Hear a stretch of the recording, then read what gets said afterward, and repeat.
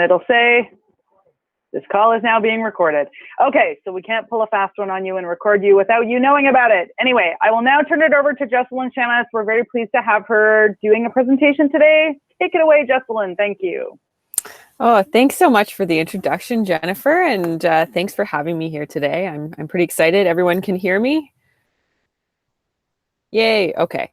All right, so I'm gonna just get right into it. Thanks everyone for being here today, especially now that we've finally had summer commence in Vancouver. So I'm going to be talking a little bit about naturopathic medicine today and a little bit about my experience specifically within the medicine and at Boucher in particular.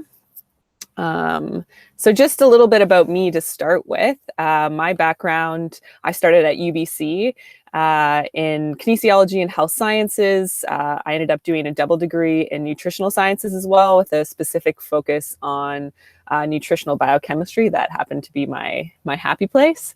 And then I went on to kind of expand my nutritional understanding into public health and worked for UBC within the nutritional public health sphere for a couple of years. And at that point in time, I started to miss the clinical side of medicine a little bit. And through a bit of a process, ended up going into naturopathic medicine, which I will talk about how I got from public health to naturopathic medicine a little bit later, but just so you guys know a little bit of my background. And I've just recently graduated from Boucher, December 2019, just before all the craziness started. And we'll be starting in clinical practice in September. So that's pretty exciting for me. So just an overview of what we're going to be talking about today. First, just a very basic, some definitions about naturopathic medicine, but then trying to get into really helping you understand, like, what is it actually? It's one of those words that you probably heard a lot, but what's the actual application of it, and what makes it different than other medical professions, and what makes the approach different specifically, I'm going to talk about. I'm also going to talk about my individual experience with naturopathic medicine and kind of what gets me excited about it and how I ended up there. I'm also going to talk about what life was like at Boucher. That's pretty fresh for me because I just finished, as well as a little bit about the future of naturopathic medicine and kind of what the opportunities are, what the landscape looks like out there right now. And of course, we'll have questions at the end, which I'm happy to answer any questions. So what is naturopathic medicine? I really like this definition. It's primary care delivered through a holistic approach that treats the mind, body, and spirit and blends modern scientific knowledge with traditional and natural forms of medicine. So for me, this definition just makes me really happy. I feel like this kind of gives a nice understanding of it, but I've obviously been practicing and experiencing naturopathic medicine for at least the past 4 years, but I've actually had exposure to it for even longer than that. So these words mean a lot to me, and I feel like words like holistic and treats the mind, body, spirit are things that are thrown around a lot in a lot of different professions. So I'm going to try and give you a better understanding of what that means specifically to naturopathic medicine. All right, so just to start off with something a little bit more straightforward and something that is, I guess, the obvious differences of naturopathic medicine, that is the tools that we use. I think we're really lucky. We have a lot of tools that you can use in naturopathic medicine. There's just a lot of vastness in terms of what is at our disposal to use within the medicine. The first one, botanical medicine. So that generally applies to what's called Western botanical medicine. So all of the herbs that can be used within medicine, mostly that comes from Western knowledge versus traditional Chinese medicine, which also uses herbs but comes from the Chinese medicine approach. So within botanical medicine, that can be as simple as a tea or go on to a tincture. or potentially even an injection. Something kind of interesting that's got a reasonable amount of research now is a plant called Viscum album, which is better known as mistletoe, which when you take it orally, there's a lot of things you have to be careful with, but it can actually be used in injection form for cancer therapy. They've got a reasonable amount of research on it now, how it actually upregulates the immune system and leads to your immune system functioning better, which is a big problem within cancer therapy. Your immune system gets really depleted. It also helps focus your immune system to target and kill the cancer cells a little bit better. So that's just a little side note of something that I find interesting. And now they're actually looking to use it in kind of even bigger, bigger scope within autoimmune conditions, within chronic immune dysfunction. So just an area within botanical medicine, traditional Chinese medicine, and that's of course the herbs and the teas and whatnot, but there's things that are used topically like salves, and then of course acupuncture, which I think in the past 10 years has really gotten a lot of exposure, and there's a lot more research that's coming within acupuncture, which is really exciting. I happen to be a little bit of a research nerd, so that always makes me excited. Part of that research has led to a lot of recommendations that include acupuncture in it. So interestingly enough, it was the American Pain Society, I believe, a couple years ago that were talking about how they're going to deal with the opioid crisis, and acupuncture was listed among some other actually modalities within naturopathic medicine. But acupuncture was one of the ones listed as a first-line therapy because there is research now to show that it's beneficial, and the downside, the risks of it are so much lower than something like an opioid. So just an exciting way that we can be part of the bigger picture of medicine right now and deal with some of the big problems within medicine. Some other tools, there is homeopathy, as well as nutrition, which happens to be a personal favorite of mine. There's some great research coming out right now about a specific diet. I think it actually should be out within the next couple of months. If anybody's heard of the Walls protocol for multiple sclerosis, that was originally designed to help put multiple sclerosis patients into remission and keep them in remission. So some great research that's going to be coming out about that recently. The last one, which you might not, sorry, this isn't the last one on this page, which you might not think conventionally is part of naturopathic medicine, but actually is critically important to understand in the landscape of medicine right now, is pharmaceuticals.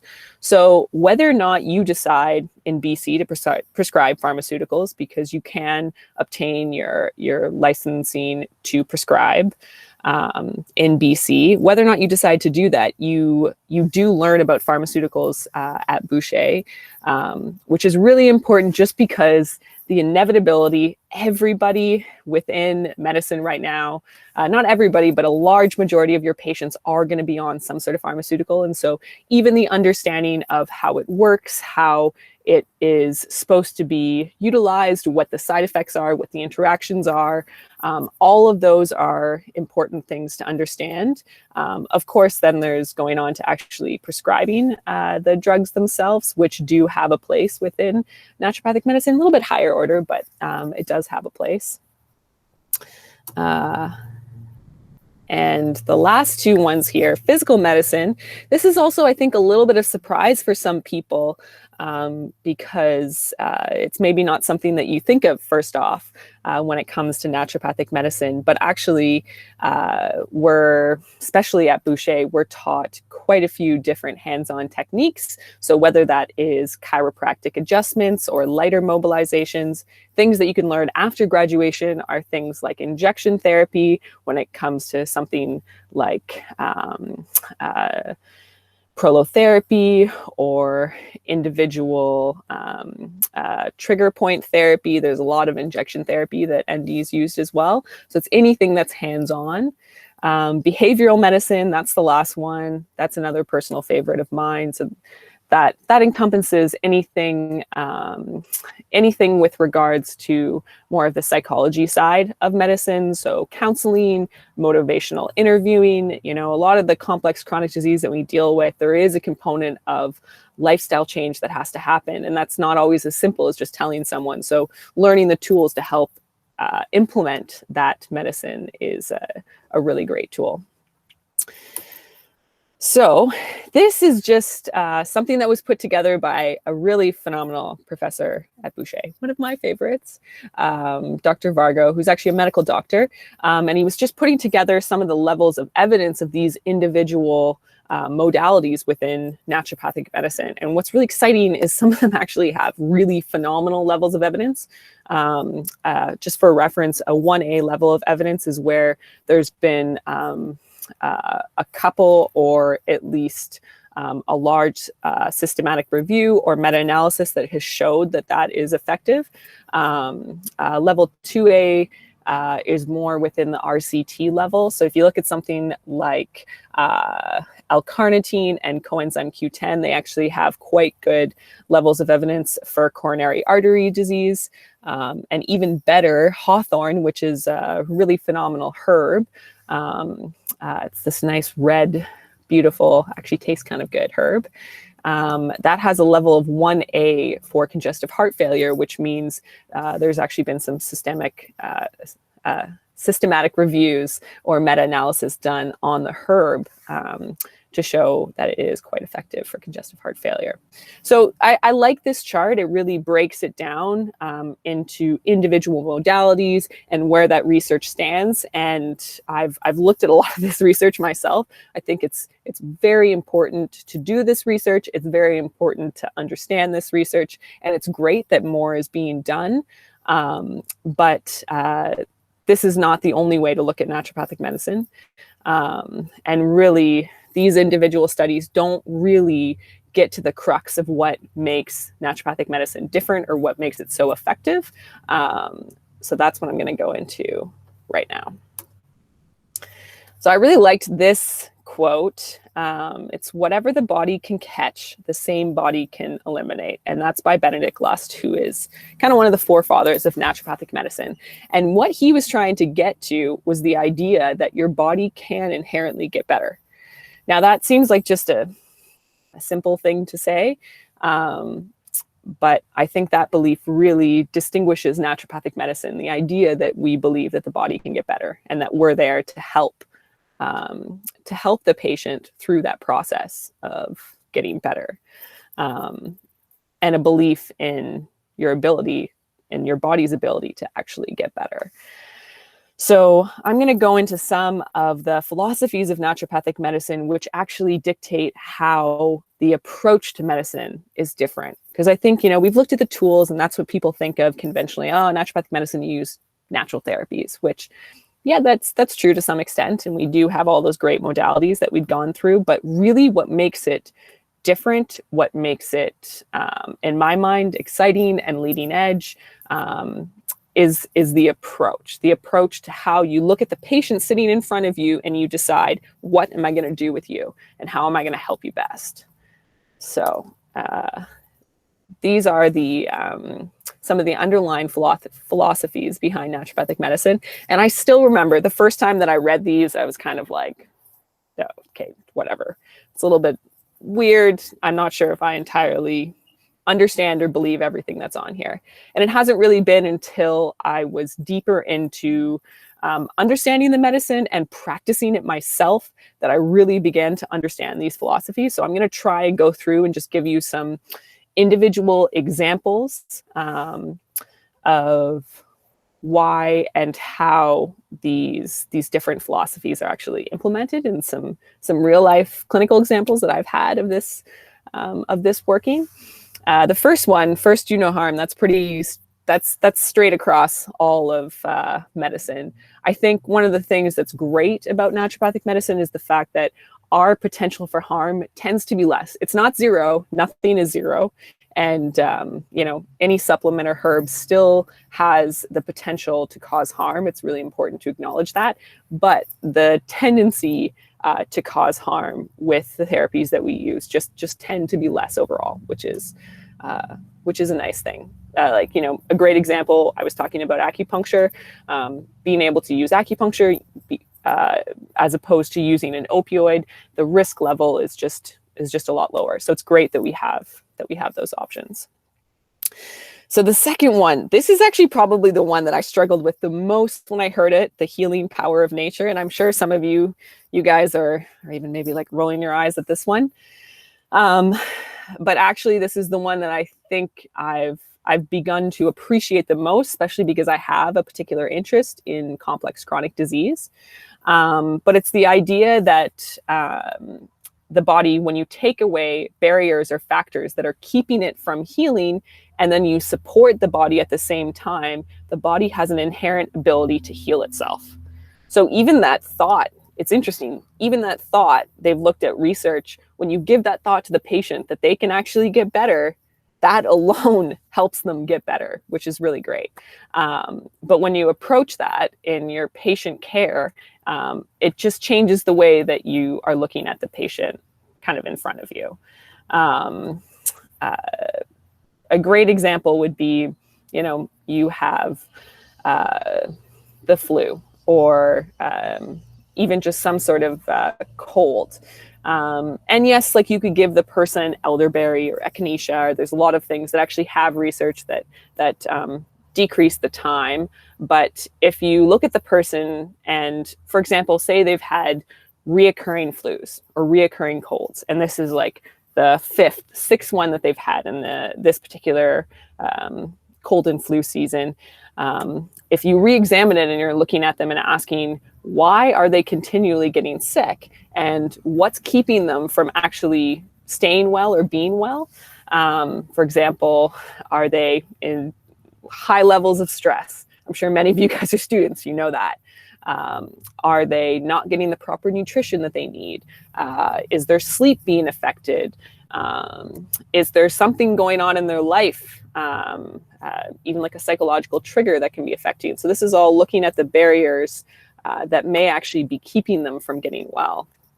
And removing those, you can actually help that person heal, help them get better, stay in that wellness, as opposed to just giving them or even just giving them the cold and flu, the sinus pill, or giving them elderberry, echinacea, even using natural therapies. But looking at the things that you can really help them so that their body can get better.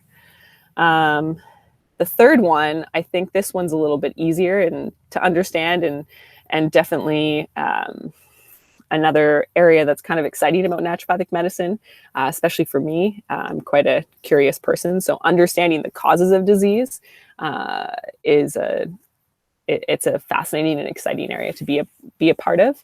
And I heard this example once from another doctor, and I really liked it. If you look at lack of health, or being in a state of disease, like a large hole, you can get really sick at some point in time, say even you have a heart attack, and that heart attack is you falling into the hole. And it's really great. We have an awesome system where you can be taken to the hospital. They're going to take care of that myocardial infarction. They're going to get you out of that hole. They get you into a stable state again, which is very important, and that's really great. But once you're out of that hole, what's going to keep you from falling in again? What's going to keep you from diving back into the very next hole? I think that's where the naturopathic medicine comes in. We have more and more chronic disease every single year. Heart disease is still one of the leading causes of death. And we have really phenomenal advanced acute medicine, but why can't we keep people from having those heart attacks in the first place? Or secondly, how can we keep them from having another one once they've had a first one? So I think that's part of the difference in the approach, looking at the patient and not just keeping them from having helping them get out of that original situation where they have a heart attack, but helping them to determine, why did you fall into that hole in the first place? What are the changes that we can make in your life so you don't end up back there again? The fourth one, doctor as teacher. This is another one I think I always loved because I love teaching. And I think that this is an area of medicine where, in naturopathic medicine, I think we're really blessed because we have time with our patients. The way that the conventional system is set up right now, there isn't the flexibility to be able to spend, 30, 45 minutes, an hour with your patient. Unfortunately, it's just not a reality in our current system. And within naturopathic medicine, we have that luxury to be able to sit with a patient and help them understand.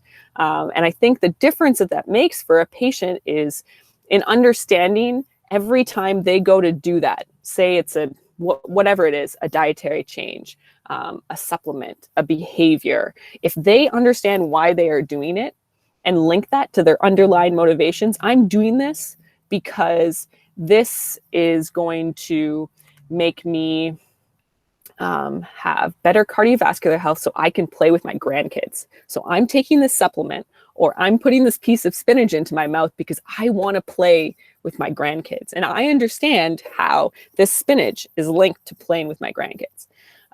So when you have that understanding and you've taught the patient, that aspect of how that treatment plays into their health, then their motivation to be part of the healing just expands. And I've seen this like so many times over.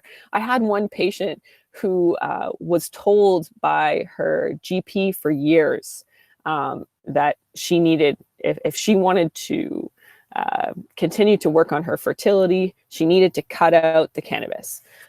Cannabis, great for a lot of things. There are medicinal uses for it. But sometimes in certain situations, it's not the best thing. So she'd been told by her GP for 2 years to do this, and she just kind of refused to do it. And at one point, she was discussing it with me. She's like, I just don't get it. And so we just went through the pathways. This is how it affects your hormones. This is how that affects your fertility. This is the link. And then all of a sudden, the next week, she was able to make that change. So the idea of helping to create that understanding for the patient, so they're just not, they can actually become part of their own healing or treatment rather than just being dictated at. I think it really empowers the patients so that they can be part of their own health and be able to take that self-responsibility. The fifth one, treat the whole person. That means you're taking into account their physical, mental, emotional, genetic, social, all of the different factors that actually lead to their health.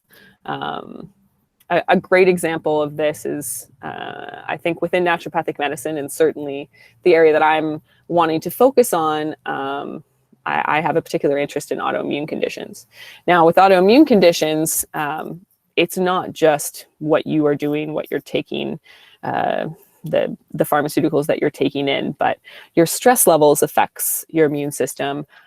Your intestinal health affects your immune system. If you're having particular toxic exposure in terms of your work environment or your home environment, all of those things affect your immune system. So when you're considering the patient and how best I can approach treating this particular patient, all of those factors lead into that patient being able to get better. So that's the idea of treating the whole person. The last one, prevention. I think this one is pretty straightforward.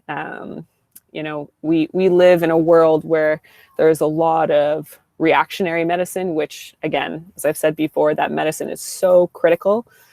Certainly everything that we've gone through lately, that's a great example of how important that emergency medicine is within our healthcare system. But at the end of the day, one of the things, even in the last little while with everything that's going on with infectious disease, one of the things that puts you at more of a risk for an infectious disease is having a comorbidity. It's not the only factor, of course. It's not simple like that. But your comorbidities in terms of, do you have hypertension? Do you have diabetes? Do you have an underlying kidney disease? All of those chronic diseases actually lend themselves to that acute condition. So anything we can do to keep someone out of that disease state, we're not just preventing that particular condition, but all of the other conditions that they might be at higher risk for because of that. So I think in this day and age, it's probably not too difficult to talk about the importance of prevention.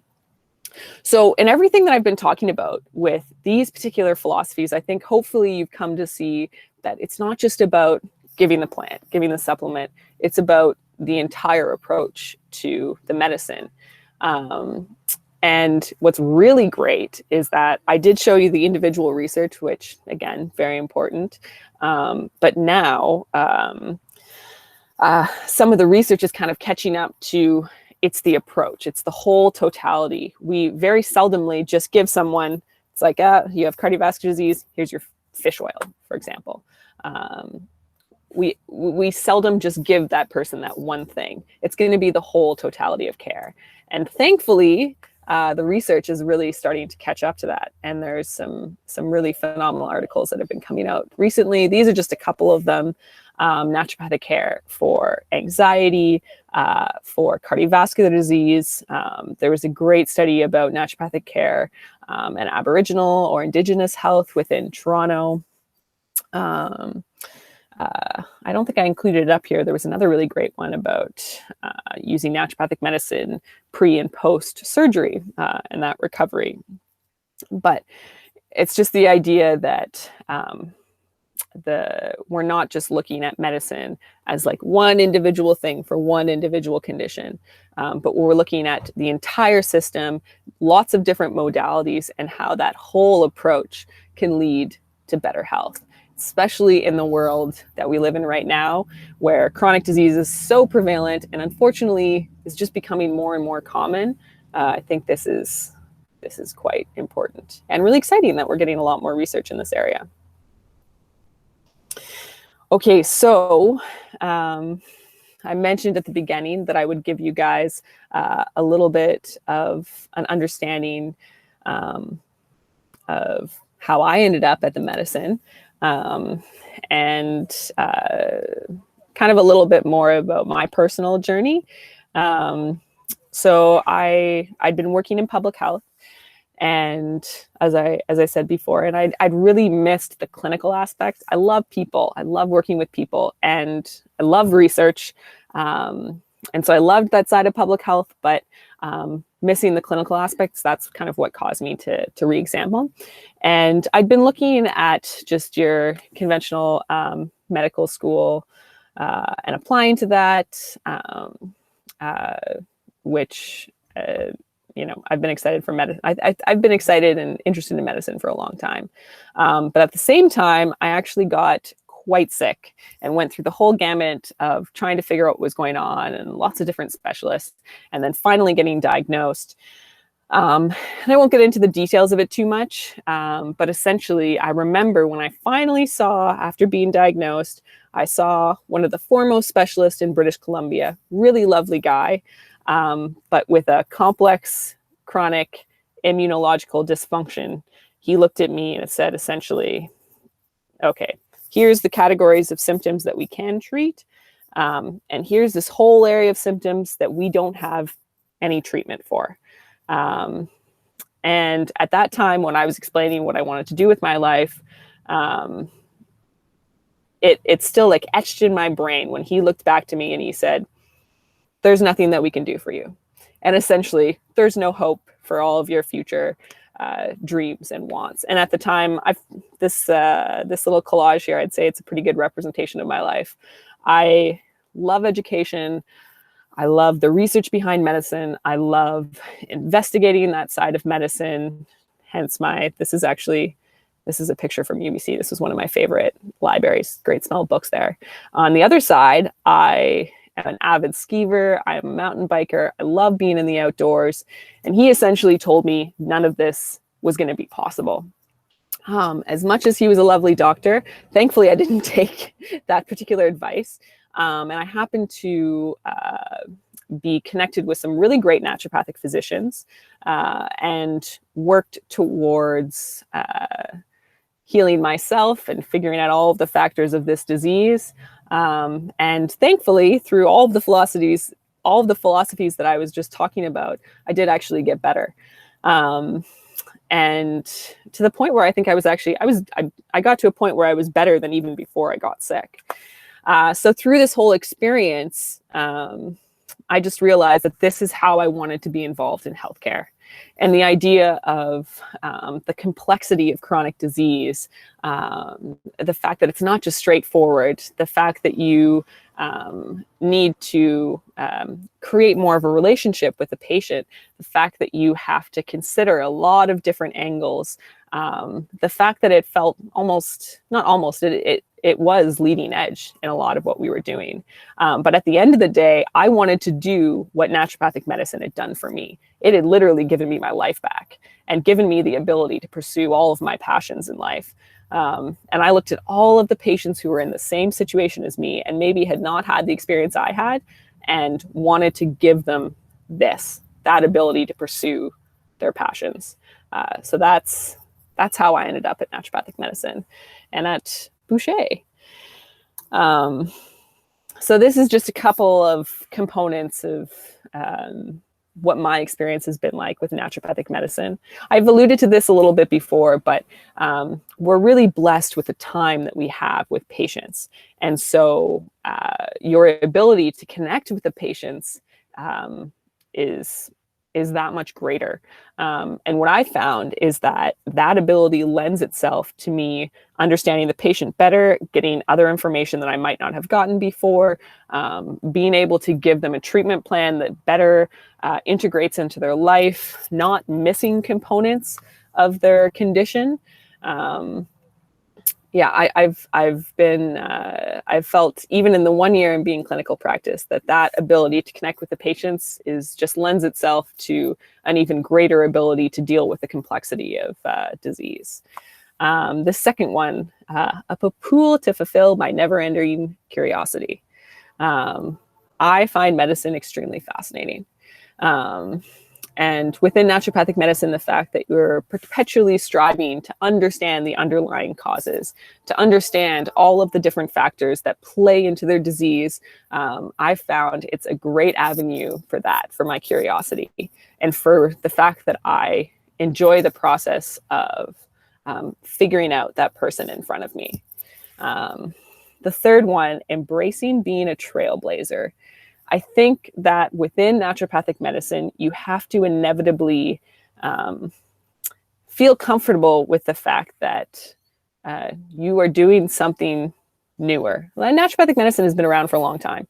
I believe that we were licensed in British Columbia in 1923. So we've been around a long time, but I feel like right now we're in this revolution within medicine of so much complementary care becoming more integrated into the conventional approach to disease. And I think it's just the fact that there's a lot of the need. There's a lot of chronic disease that we're dealing with right now.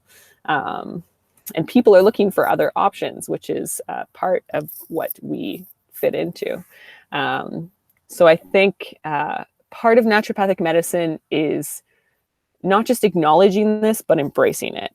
The fact that you might be questioned at certain times, but ultimately, everything that I've described to you, and even when I was saying last about serving the patient, that's what we're after. And I think that's what naturopathic medicine brings. So being grounded in that, it makes the aspect of being a trailblazer just so much more exciting to bring something new to patients that they might not have experienced before. Being a forever student, I think that almost ties into my curiosity, but being in medicine, regardless of which type of medicine you're in, you are perpetually learning. That's just the nature of medicine. Evidence-informed medicine. I think I've mentioned it before and shown you a little bit of the research. I've always found the research aspect of medicine very fascinating, and the fact that within naturopathic medicine there is not just the space but the encouragement for it to be evidence informed, I really enjoy. And the fact that right now there really is a resurgence, maybe not a resurgence, but a better understanding of how to do naturopathic medical research. And so there is a lot more that is being created every year. And even within the ND schools, there's been a lot of a development of the research side of naturopathic medicine, which is really great. The last one on this page, the true integrative medicine. I think I've alluded to this before, but the idea that we are one piece of a larger picture of medicine.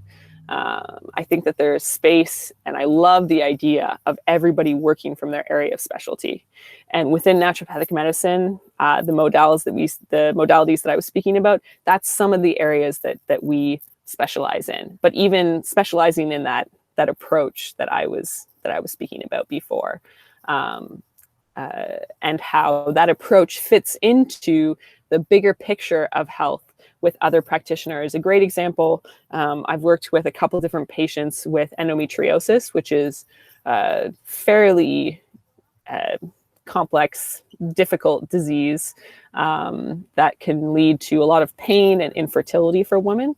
And I've worked directly with and alongside some pelvic floor physios, and how their work kind of fits in with the work that I'm doing, and how, the pelvic floor physio, along with working with a counselor, along with working with a GP, all of us can kind of work together so that this patient can have the best possible care. And I've seen how great it is when you're working from these different angles, how that patient can just get to a whole new level of health, which is pretty exciting.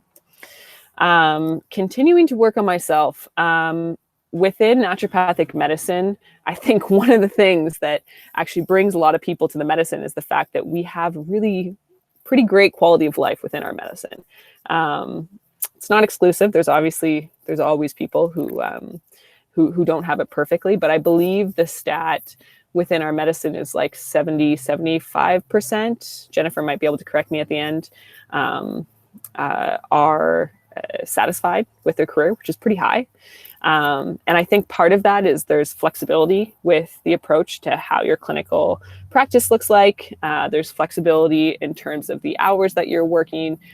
There's a lot of different ways to be an ND, to find what suits you best and what suits your own health best. And the fact that the naturopathic medicine itself continues to encourage you to work on yourself. So I think for me, it not only gave me some of my health back at the beginning, but it also helped me keep it through a really demanding program, which is pretty great. A purpose-driven profession, I think that's probably pretty obvious from what I've been talking about. Letting go of the ego. I think the idea of inherently believing that you are just assisting or helping a patient get better takes away the idea that you're kind of on a pedestal up here. But really, you're just a partner for that patient. I think the endless possibilities, I'll get into some of the future talk a little bit later. But this last point is really ultimately the most important, the ability to really make a difference for patients.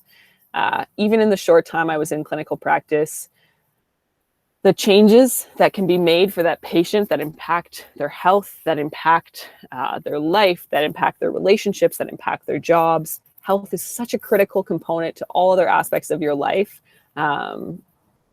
that being a clinician, being a naturopathic medical doctor, it's really an honor to be able to help patients get better.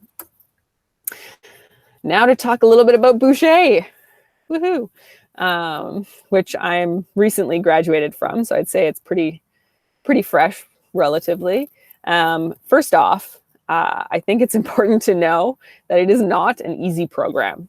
I've done a lot of time in the sciences. I have perpetually been in programs where I've worked research positions at the same time as another job with a full course load.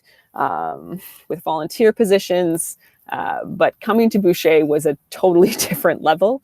I think it's just the sheer volume of all the different modalities that we have to learn, and the fact that it is medicine that you're learning, which is very serious. It's not an easy program. This picture on the top left, it's 15,000 different cue cards that were created in the biomed program, which is essentially your basic sciences through your first 2 years, like your physiology, your biochemistry, your pathophysiology, to the first time you're learning about disease. That whole program is really well integrated together, but it is a challenge. You have 2 quizzes a week, every single week for 2 years, and each quiz has about the equivalent of the information that you would get on an undergrad midterm. The magic of this program, I think, and of the biomed area particularly, is despite how challenging it is, the people who are involved in it have really created a dynamic environment that helps assist you in actually being successful. So the pictures on the right are some of the profs at Boucher. Dr. Heisel, who is a PhD, Dr. Vargo, who is an MD, Dr. Nick, who is a chiropractor, are all, I'd say, very dedicated to the success of the students. So they do a lot in challenging you to be in a very difficult program, but giving you the tools to be able to actually succeed in that program. And I think that's part of the side of Boucher that was really special. So I've been in a lot of difficult programs before, but I've never gotten the kind of support that I've gotten at Boucher. The picture at the bottom left is a somewhat embarrassing photo of me, but I felt critical to put in here because it really explains how you feel at times. That is me hiding underneath the table while I was studying for my very last licensing exam. That would have been in January. So yeah, at times it's a little bit overwhelming, but you'll also see I'm surrounded by my class members there, which makes a big difference. Oops. There we go. Another thing about Boucher, I'd been at UBC before. I was at a really big university with phenomenal research and profs and whatnot. And coming to Boucher, obviously it's a lot smaller, but the quality of the education for me was really top notch. And that's really what part of drew me to Boucher in the first place. The fact that they have really high testing scores in our licensing exams. I think the highest in all of North America. But these are actually pictures of us winning the Naturopathic Medical Students Association Cup, which is something that goes on. It's a competition between all of the different schools, all of the different naturopathic medical schools across North America. And it's essentially like a buzzer-based competition, but they ask you any level of questions from botanical medicine questions to nutrition questions to pharmaceutical questions to case-based questions, anything essentially that you could learn in your years at Boucher. And we've actually won it, I think, 3 out of the past 4 years.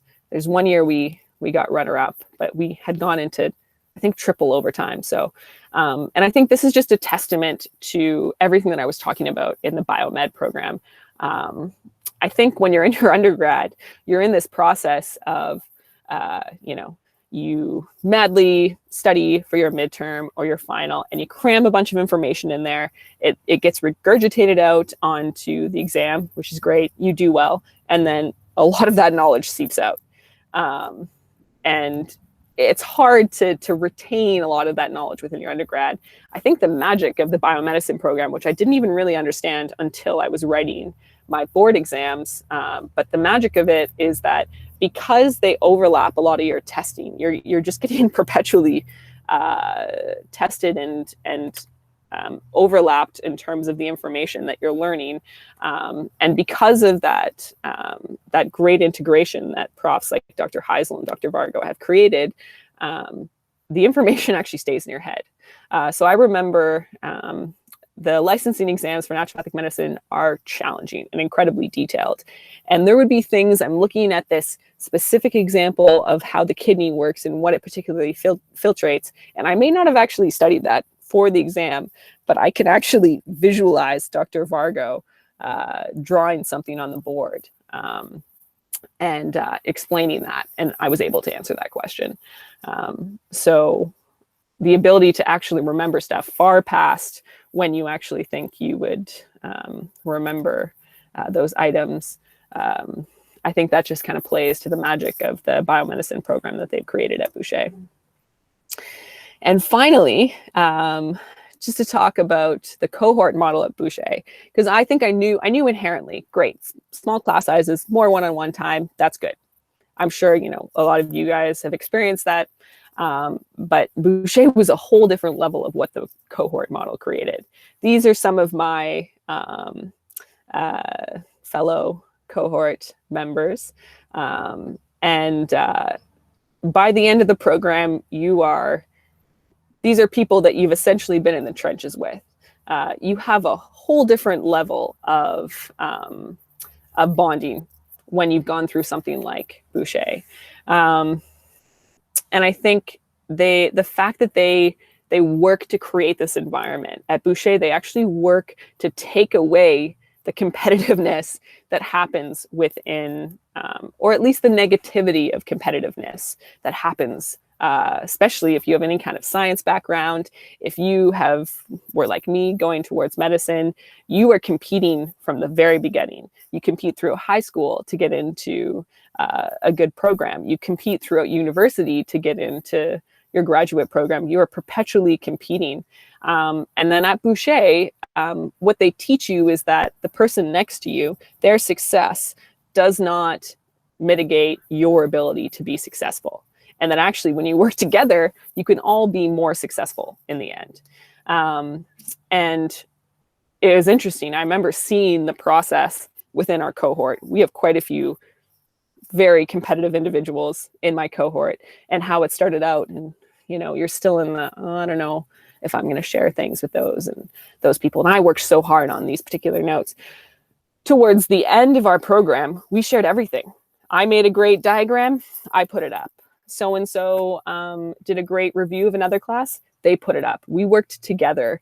That picture of me underneath the table, I think that was a great example of some of the classmates that are in this picture helping me get to the end. When I got tired, then they would start asking the questions, encouraging me to continue going forward. And then when they got tired, then I picked up the ball and asked them the questions. So that idea of working together towards the goal, I think that it plays to a big strength of the school. So this is just a little bit about being a naturopathic medical doctor within BC. We are licensed healthcare practitioners. So we have a college that oversees us, that oversees our activity. Obviously, their duty is to protect the public. That's the CNPBC. In order to get licensed, you have to have an undergraduate degree. You have to attend a 4-year program at an accredited school like Boucher. You have to write NPLEX 1, NPLEX 2, which are North American licensing exams. And then finally, within British Columbia, you have to write your board exams. So NPLEX 1 and 2 are written exams. NPLEX 1 is, you write that after your first 2 years, versus NPLEX 2, you write that usually at the end of your 4 years.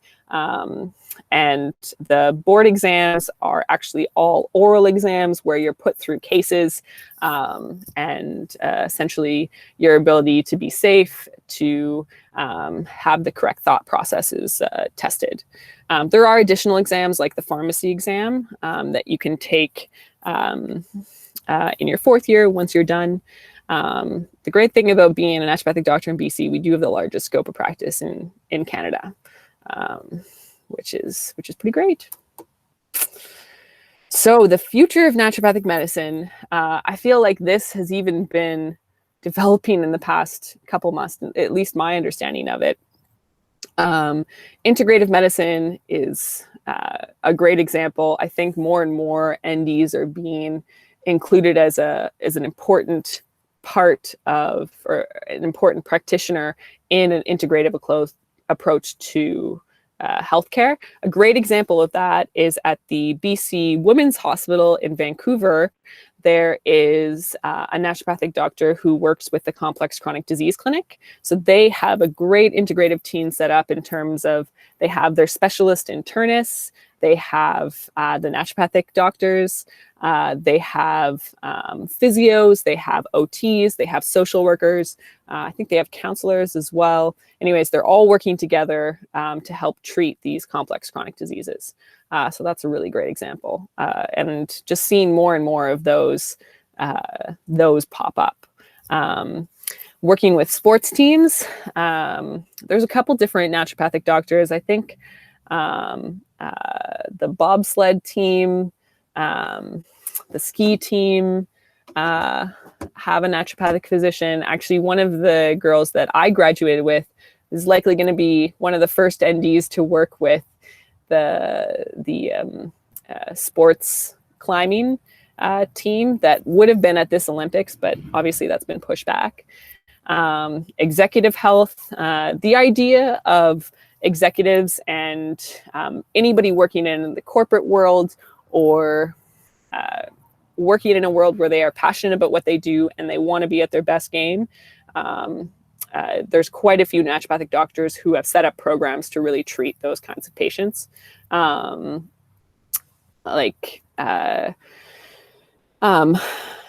think it was the CEO of Disney. I was actually watching an interview with him, and he was talking about the use of acupuncture in his approach to success.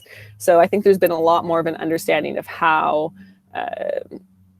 this naturopathic medicine can actually fit in with helping create the best version of yourself, essentially. Indigenous health, that's an exciting area for me. I've always enjoyed working in the sphere of Indigenous health. I mentioned that one paper that had been done in Toronto, but even at Boucher, we actually have an external clinic at the Katzie First Nations. As well, I know I think there is an ND who works with two different bands on the North Shore. And this top right is a really, really great book. I was actually just looking at this again. This was done by a naturopathic doctor who's actually up in the Northwest Territories. She's also Indigenous, and she talks essentially how naturopathic medicine can act almost like the stream between Indigenous medicine and conventional medicine. So we can kind of link the two. So there is a couple different NDs who are working specifically with Indigenous populations. Residencies and employee positions. It's been pretty exciting for me just in graduating and going through the process of setting myself up for what I'm going to do. I had originally been planning on doing one residency program with one clinic, and I've been really lucky. I just got offered another residency about, what is that now, 2 weeks ago, 2.5 weeks ago, or at least told about it. And it was a residency position that actually didn't exist before this year. And part of it came out of me talking to that clinician, telling her the area that I was excited about, that being an area that she works in. And so her creating a residency program with me in mind. So it just kind of points to the fact that it's an evolving and dynamic area, and there's a lot of potential opportunities that can be created, and a lot of space for that. There's a lot of clinicians that are looking to develop these residency programs. They're just looking for the right clinicians to be a part of that. So although the residency position within naturopathic medicine, we do need more development within it. There still needs to be more residency programs created, but it seems like each year, even this year, each month, there's more positions created. And it's almost exciting because you can work to create almost your ultimate residency. For me, I have one specific area of interest within complex chronic disease. And so in speaking to this ND, there was a residency created essentially around this area of interest.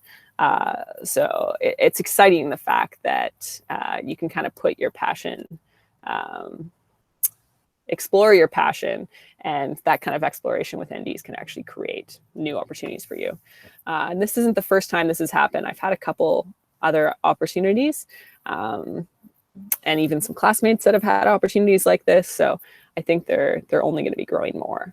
And certainly employee positions as well. There's a lot of ND clinics now that are creating individual employee positions. They have a clinic where they just don't have the time to see more patients and the demand is high. And so citing on new NDs to help with their patient overload, which is really great when you're first coming out of school.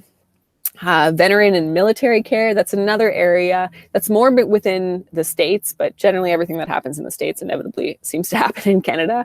But now there's actually naturopathic doctors who are employed by the Veteran Affairs in the States, which is really exciting. Even such papers that I was talking about in the past about acupuncture being used for chronic pain, that's been part of that creation. And within Canada, there has been talks about having naturopathic doctors involved in that care. Research positions. Actually, one of my fellow student mentors he's about 8 months into his research position and working within specifically understanding certain areas of Chinese medicine that integrate within naturopathic medicine. So that's a really exciting area to be involved in. And even for me, I just actually recently was offered a collaboration for one of the areas that I am working to be involved in, to be involved on the research side, which is exciting. I think naturopathic doctors are really well placed to be involved in this kind of research because we have so much of the science background, but as well as the background and the knowledge of this traditional knowledge,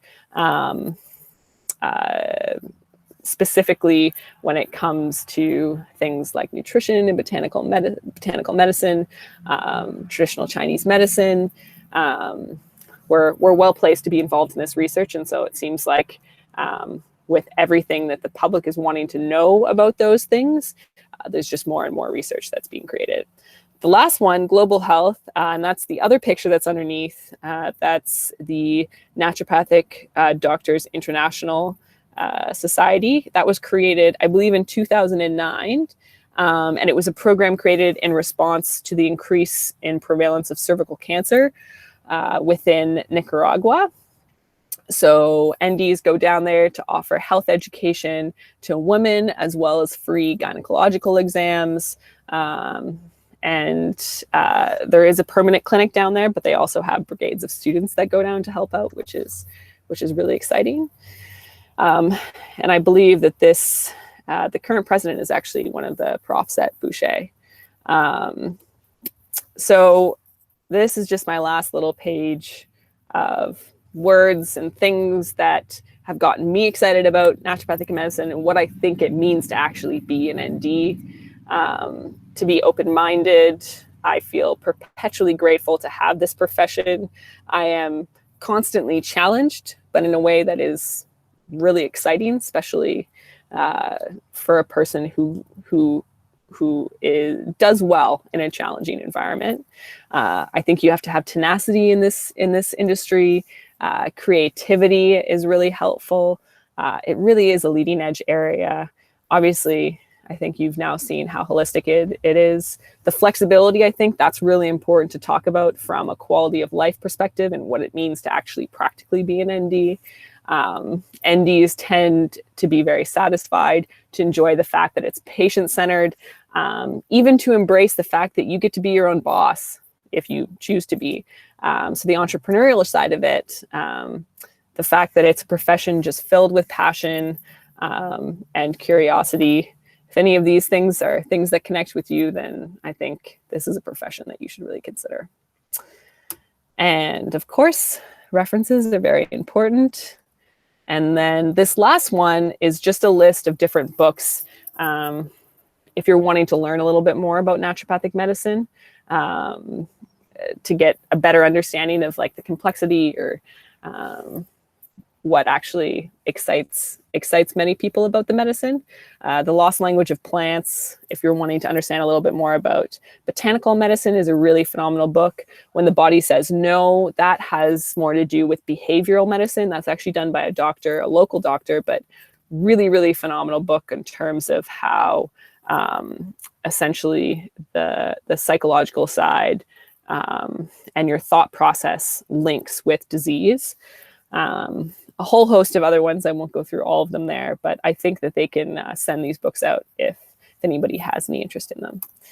And this last slide, just to say thank you so much for listening. I know it's a beautiful sunny day today, so I really appreciate you taking the time. And of course, I'm very happy to answer any questions that you have.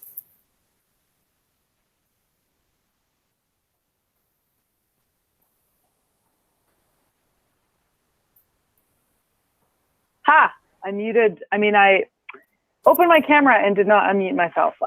Thank you so much, Jessalyn. That was so great, as usual. Thank you so much.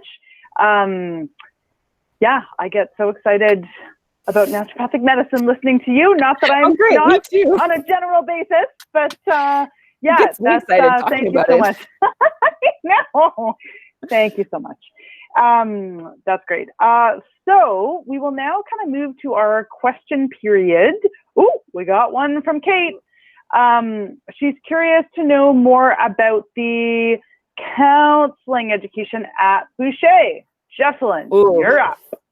Okay, so, you know, it's funny because I hadn't had a lot of exposure to counseling before Boucher. And so I kind of just assumed that the education at Boucher was just standard counseling. In actually talking to a couple of my friends going through the master's program at UBC, I quickly realized how unique the program at Boucher is. I think that they've done a really great job at developing a program that really teaches you. They work to teach you how to do the work on yourself so that you can be better and then teach other patients to be able to do it.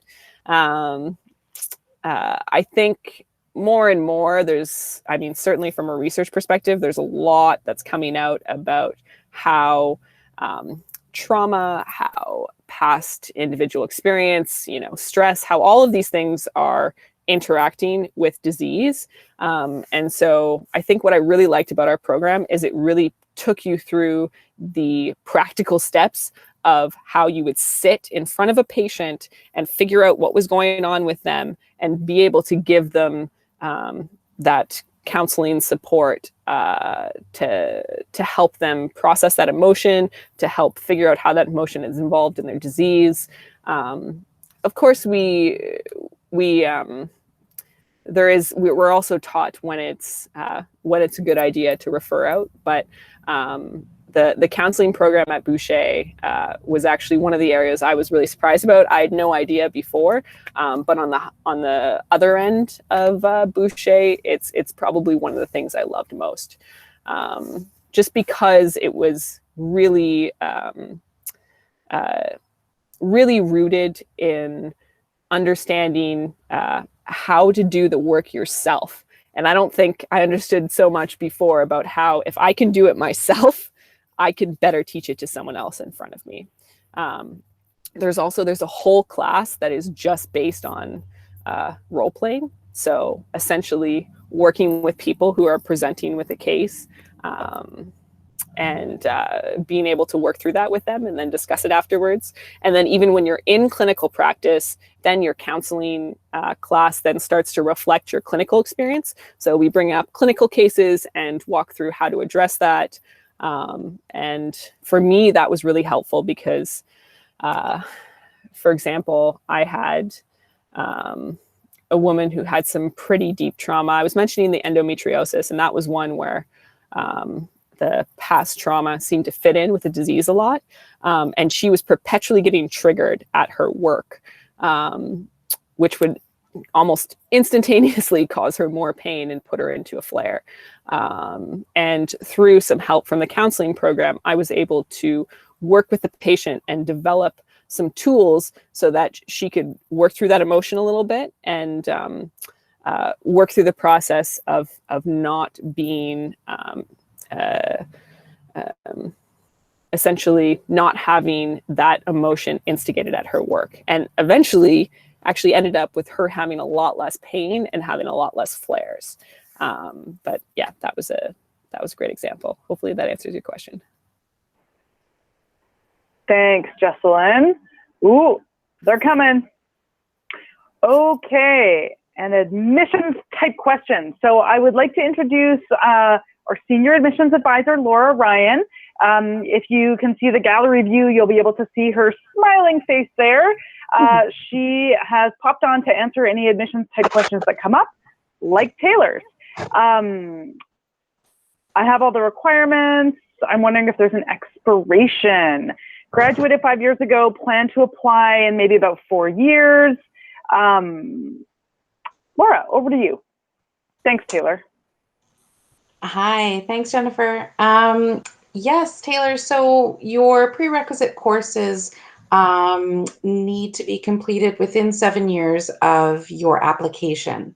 So it's a good idea to maybe reach out to myself or the admissions team, and we can kind of go through your transcripts and talk about a plan with you and just really work with you to figure out what the best course would be for you.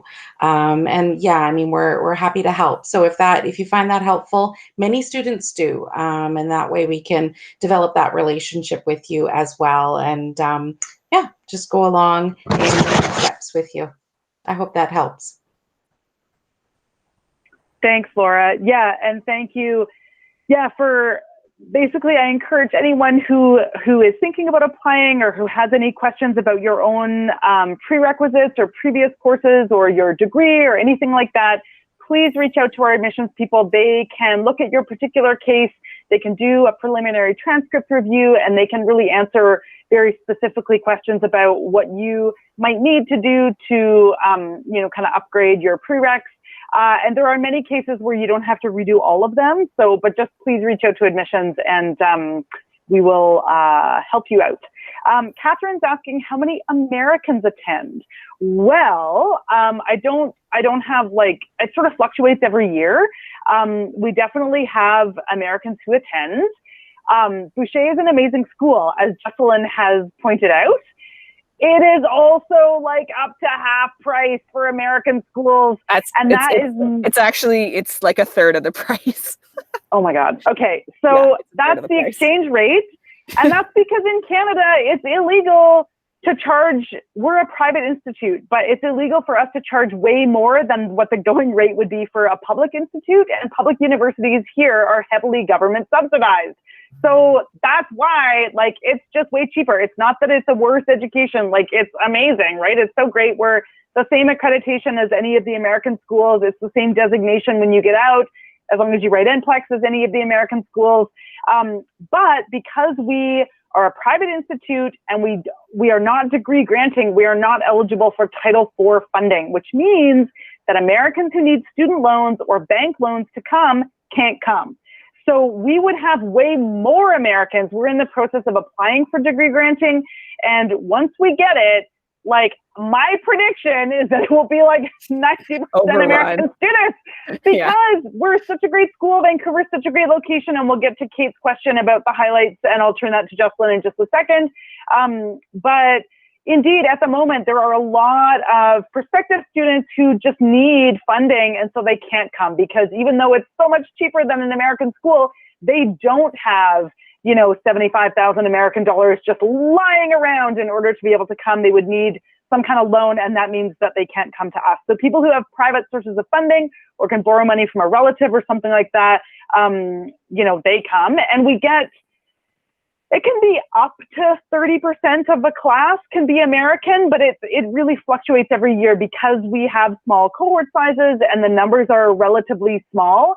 A fluctuation of 1 or 2 in number can make a big difference in percentage. So it can be up to about 30% of the cohort, but it can also be much less than that. It just depends on the year.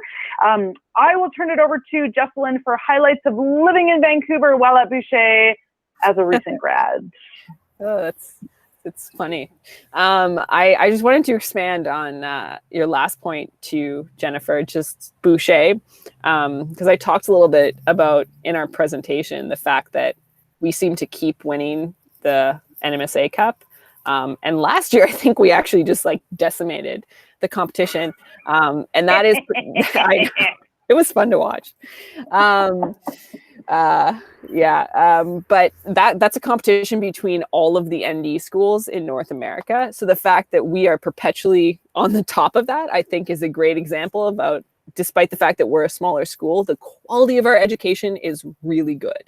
And I think I could go on this for a while, but there is some really phenomenal teachers at Boucher who care and are extremely passionate about medical education. And so they've worked really hard so that it's not just the medicine that we're learning that is, the leading edge, but actually the way that they are teaching us is innovative and new. And they're perpetually looking at ways to continue to improve that. So I think it's just made very obvious by the fact that we do so well at this. And not just that, I think Jennifer's just posted, and I think it's probably on there, but the fact that we score so well in all of our licensing exams, I think generally we're always number one, or at least close to number one in North America.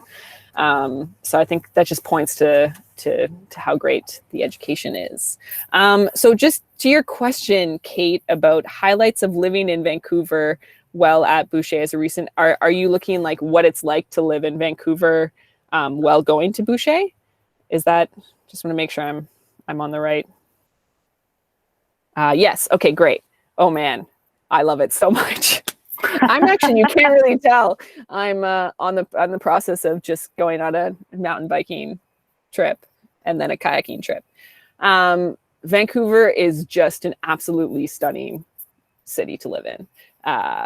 If you care at all about the outdoors, you kind of just have everything at your fingertips. You can bike down to the ocean. I actually had this great little, a park that runs along the ocean. And when stress levels were a little bit higher, I'd take a little bit of my own medicine, bike down, do a 15-minute walk around, bike back, keep studying.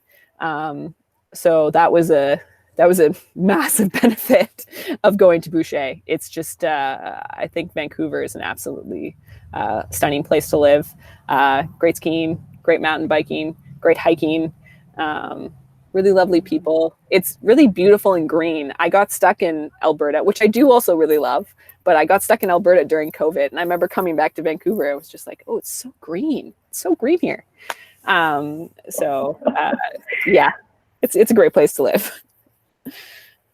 Thanks, Jessalyn. And thank you, Catherine and Kaya as well for your nice comments. Thank you. Just want to acknowledge those. Great. That's such a great comment. I think, Kaya, you definitely get it. Absence of disease is not the only way to define health. So that's phenomenal.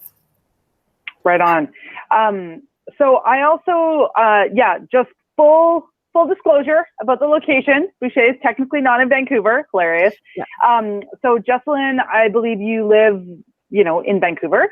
We're technically in the city of New Westminster, which is on, right now the Boucher campus is literally in a SkyTrain station. Like the building is in, it's very easy to transit to school or to work for those of us who work there.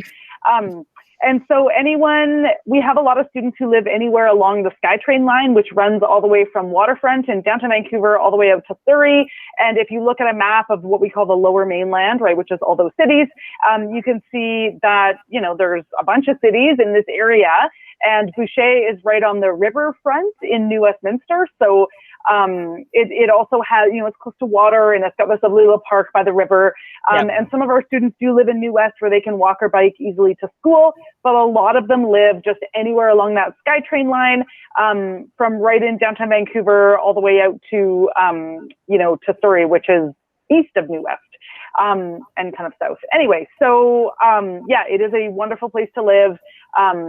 Anywhere in this area, it's rainforest. There is a lot of rain, so be prepared if you're not from the area that it can be a bit gray in the winter time, but that does give us the lovely green that Jessalyn was just talking about. And it really is so easy to get outdoors and not to be dealing with -40 for anyone who has lived anywhere cold. So that's great.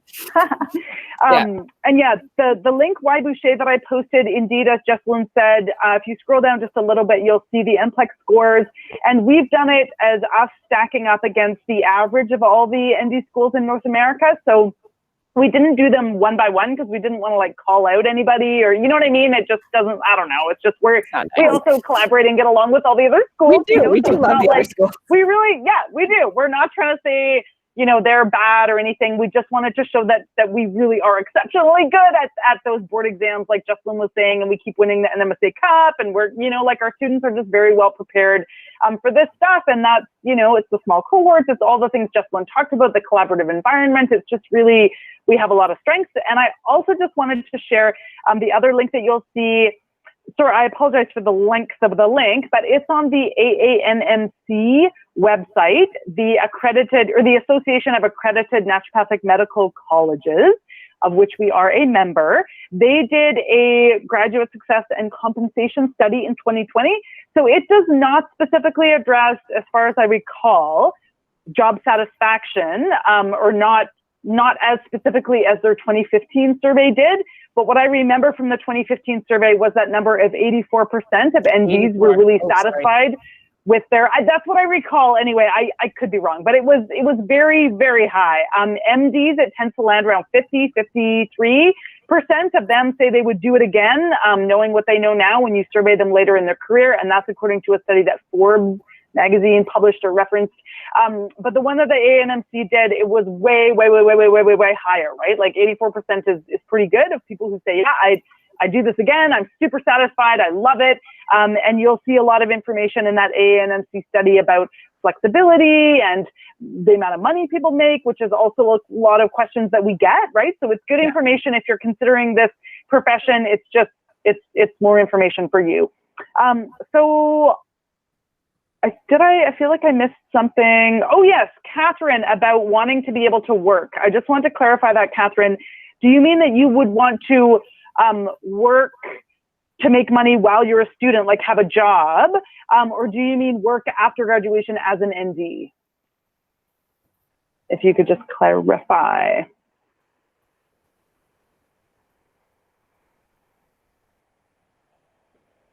Oh, yeah. Maybe I'm just missing something. Oh, as an ND. As an ND. Oh, I'm sorry, Kate. I missed a question from you, but we'll take Catherine's first. Jessalyn, you go ahead. Can I go ahead? Okay, because work as an ND in the US. Okay. Yeah, the great thing about, obviously you have to speak to the individual college in your area, but we do actually have a lot of US students, and actually even some of my good friends in the program are US students. And so majority of the places, the fact that we do a North American licensing exam, that's NPLEX 1 and NPLEX 2, if you heard me mention, those qualify for all of North America. It's Ontario is the only place they're doing something else, but they're doing their own thing. Those Ontarians, they're just crazy. I grew up in Ontario. But anyways, so because NPLEX 1 and NPLEX 2 apply to all of North America, it actually makes it quite a bit easier to work in different areas. And a lot of places, I can't say exclusively everywhere, I've looked at some of the bigger states, I think like Washington and Oregon. So a lot of the places, if you take your British Columbia board exams, they transfer over to that particular state. I don't want to say exclusively because you have to look at each individual state, but a lot of places, everything that you would take at Boucher would then just transfer to that particular state, which is kind of cool. And if you're you're looking at the idea of jobs, I think a good reference, I graduated in December. I actually haven't looked for a job at all. And I think I've been offered 4 to 5 jobs since I graduated. And that's without looking for jobs. So I love it. yeah.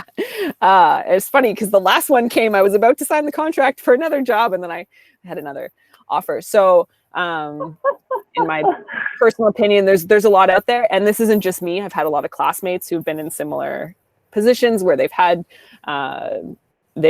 conversations with different people, and it's come up organically without looking for it. So I think that there's a lot of opportunity. And in the States, especially, there's, like I mentioned, actually, this would really apply to you in the States as well. The fact that now the VA is recognizing naturopathic medicine, and there's a lot of states where the insurance, it's almost interchanging, whether you're choosing to have an MD coverage versus an ND coverage. Again, that really depends on the states, but if you want to look up the AANP, in the States, they do some phenomenal advocacy work for the naturopathic profession.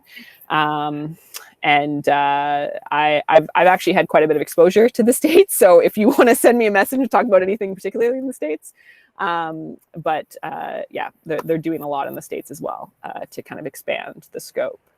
So that's really quite exciting. Thanks, Jessalyn. I'll also just mention, Catherine, before we get to Kate's questions, that we certainly have a lot of students who come to Boucher, graduate at Boucher, and then move back to the States and work as NDs. We also have one of our alumni who's coming to mind because she was recently on our alumni panel event that we held a couple of months ago, Dr. Jessica Schul, and she is a Canadian who graduated from Boucher, and now she's working in Washington State as an ND. So as Jessalyn mentioned, it's all the same NCLEX exams that everybody writes. We're all accredited institutions, but it is depending on the state, right? It really does depend on the jurisdiction and how that kind of goes. So it's definitely worth looking into beforehand, but it's the same designation. It's the same board exams. It's like, you're certainly not excluding yourself from anything by coming to Boucher and getting your ND education here. Okay, Jessalyn, if you could touch on Kate's question, please, about the phys med or physical medicine. Yeah, Also, thank Kate, you. Thanks so much. I love questions. I love questions. I also am just perpetually the one asking questions, so I have great appreciation for them.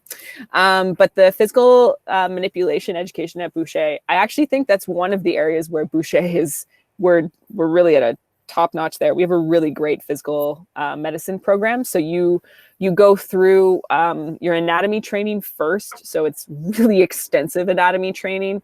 And I'd say you learn almost more like functional anatomy. So like, I remember this one exam question that he would love to ask, where your proctor would say, "Can you please tell me everything that's underneath my hand?" So you'd have to go through from your connective tissue to your fascia layers, to the tendons, to the muscles, to the blood vessels, to the nerves, everything that is literally underneath your hand. So that was just an example of how we learn anatomy.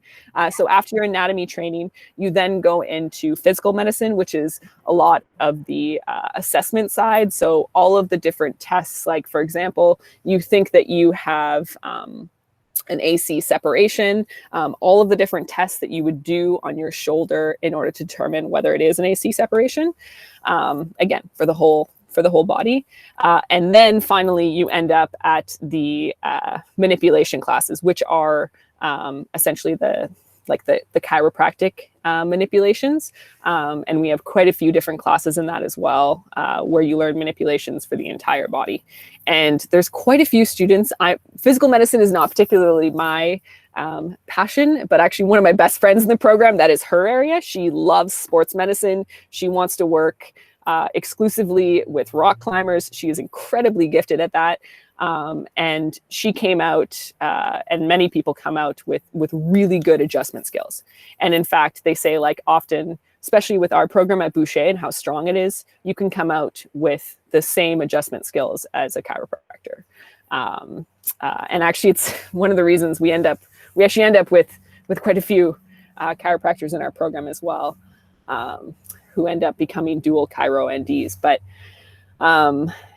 you can become very proficient in the chiropractic manipulations if that's your area of area that you want to become very good at. Then there is also massage, lymphatic drainage that we learn as well in a separate class. And then there's even therapies like Bowen that you can kind of get additional accreditations in. Those they don't teach specifically at Boucher, but we have clubs that work on that. So I'd say the physical medicine, if you're interested in that, Boucher is very, very strong, and there's the program is well set up to give you a good set of skills in that area. And even things that are practical, like we actually work a lot with Boucher and their sports medicine program, so exchanging teachers that come back and forth.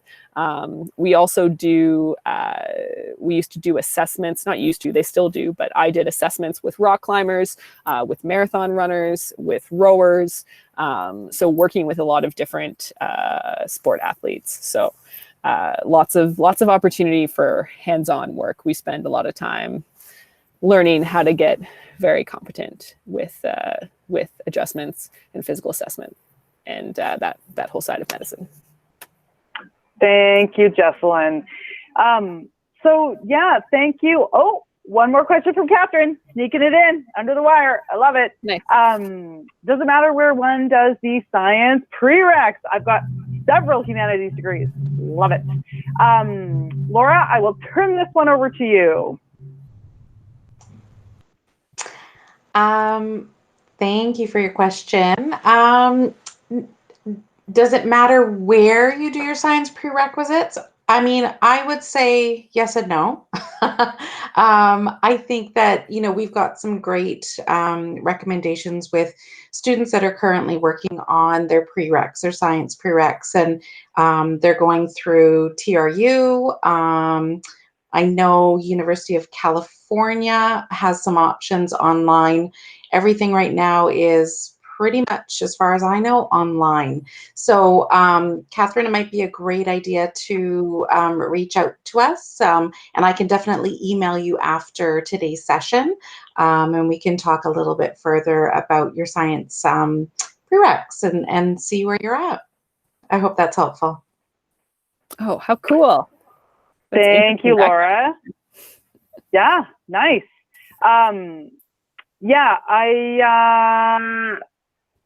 Thank you, Laura. And I will just say, for anyone who is thinking about coming, we definitely recommend, regardless of whether you've done your science prereqs, where you've done your science prereqs, that you just make contact with one of our admissions advisors ASAP, because as just an example, not all biochemistry courses are created equal. And if you're contemplating taking one or taking a general chemistry course, or updating one because it's older than the 7 years, definitely please be in touch with the advisors, and they can make sure that you're going to take a course that will meet our needs.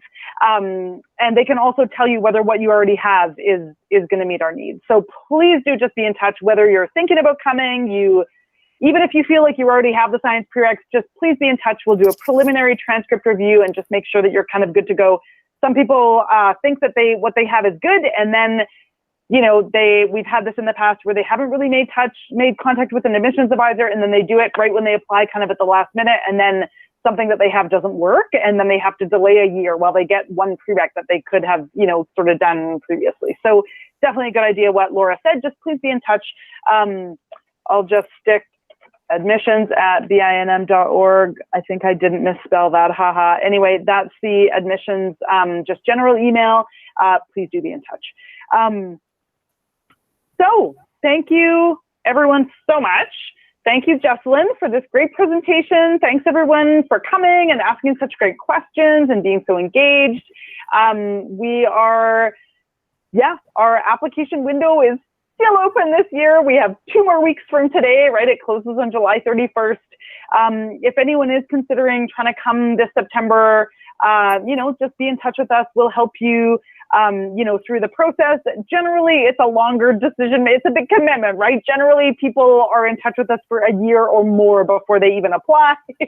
But, occasionally, if you're ready to go and are deciding this is the thing for you, the window's open until July 31st. Thank you, Catherine. Thank you, all of you, for coming. And thank you especially to Jessalyn for this wonderful presentation. And I hope everyone has a great weekend, and thanks for being with us today. Thank you. Yeah. Thanks so much. And thanks for having me. And of course, if anybody has further student questions, always happy to answer more. So feel free to reach out to student services. They can definitely get in touch with me. Thank you, Jessalyn. Okay. Thanks, everyone. Bye-bye. Thank you.